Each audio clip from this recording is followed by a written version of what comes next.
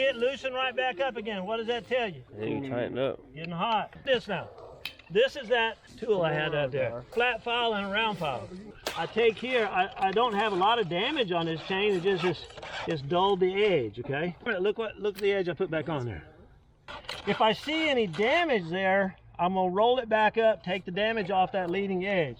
I'm not applying pressure on the backstroke. I'm just applying pressure on the forward stroke.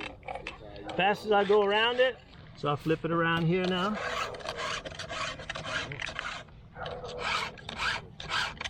It takes the depth gauge down in proportion to the height of the point.